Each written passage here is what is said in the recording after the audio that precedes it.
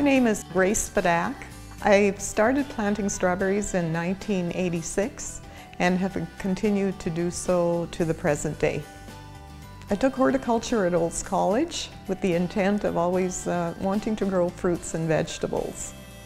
I wasn't sure exactly what fruits or vegetables I wanted to grow, but as we purchased land and I got into it, strawberries became quite fascinating for me. There was some new research that had come out and there were new varieties and the yields were really good. So I planted my first strawberry plant in 1986. Did not have the best variety, and then I found out what I should have been growing, and I planted that in '87. Had my first serious strawberry harvest in 1988. All of a sudden I had all these strawberries and had to get people to come pick. We expanded gradually. After that, I made my mistakes on a small scale. My mistakes and successes on a small scale, and I built on that. I tried to educate myself as much as I could by supplementing my horticulture diploma, supplementing it with berry schools, which our strawberry fruit specialist at the time was holding. I also went on a lot of strawberry conferences throughout North America. The crops that I grow is mainly strawberries.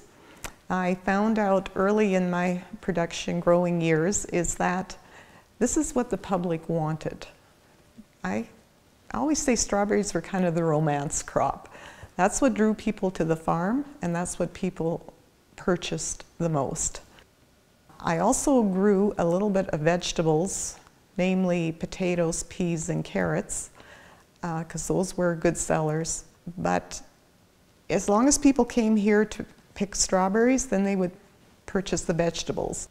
They would not come just for vegetables, I found, because on the days that I was picked out, most people didn't come for vegetables. The size of the strawberry operation when I was in full production was about 4 acres of production in any one year. I have 4 fields, and it's always rotating, so there's always a planting year, a production year, and then 2 years out of summer follower green manuring.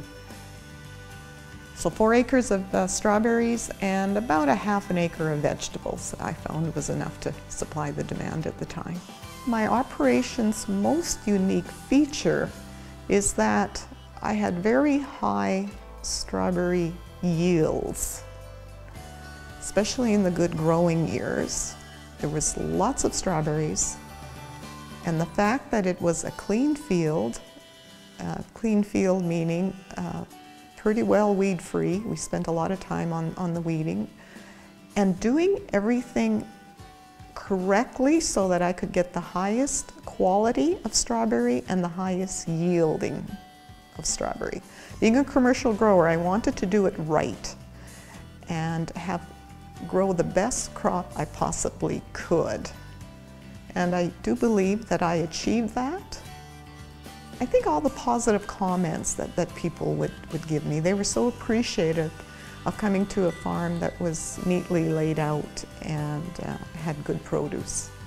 Growing strawberries is a good crop choice because they are so easy to market. They market themselves. I think I still have yet to find anybody who does not like fresh, red, ripe strawberries. And the variety of strawberries that I grew and that we grow in Alberta, you cannot buy them anywhere else. They are the best flavor. I have tasted ripe strawberries in the field in California, in Florida, in northeastern New England states. Our strawberries that we can grow here in Alberta taste much better. When I was promoting the farm, one thing that I did, as people came to pick each year, I would ask for their name and address and then send them a little reminder card that it's strawberry picking time the following year. And they appreciated that, getting that in the mail. And I even had a postie come and she says, I was delivering all these cards and So I came to see what this was all about. But most people would give me their name and address, and I would do mass mailings. Well, customers would tell me that they would keep my farm name and telephone number on their fridge, and they'd kept it for many years. For anybody growing fruits and vegetables today, I encourage them to belong to the Alberta Farm Fresh Producers Association. They put out a guide each year that lists the members and lists what they grow, where they're located, all their contact information. So it's very good reference information, and customers can look at the list and find what produce they need, and by contacting individual growers. So it's a very cost-effective way of belonging to the association and getting your name out there. To stay connected with customers in this day and age, if a person has a website, which I highly recommend, certainly updates on one's website or in any social media, Facebook, that's a good way of connecting with customers. I did not have the luxury of doing that before the technology era, but that's what I recommend today. Today, the Alberta Farm Fresh Producers Association hosts a short course, a 2-day short course that introduces people to growing various products, not only strawberries, but other fruits, other vegetables. So that certainly is something that I would recommend. It's certainly a beginning. I believe there's also online horticultural information, education that one can do. Visiting other growers and seeing what they do in your area is certainly helpful. Those are some of the things that I would recommend. The information is out there, and especially in this computer age, you can find it out there. But you need to make sure that it works for your climate and for your area. Growing strawberries is a high value crop.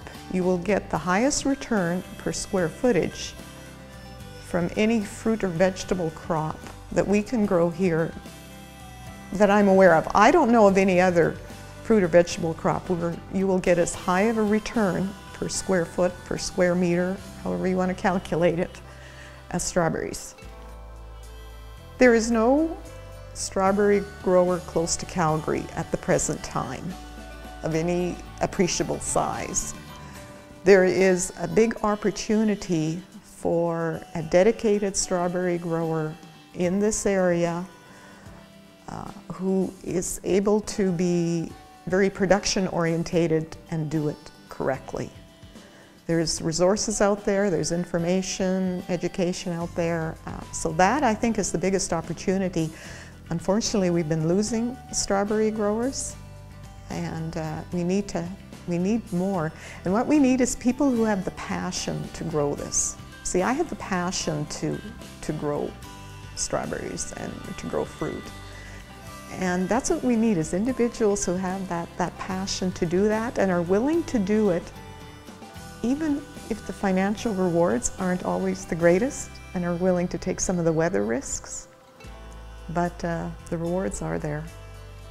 What the future holds right now is that I am putting the strawberry fields into wildlife habitat. So I'm growing trees and grass and as much native as possible. And we'll see where it evolves from there. Now I'm wanting to grow fruits and vegetables just for myself, a few family and friends, and just for fun.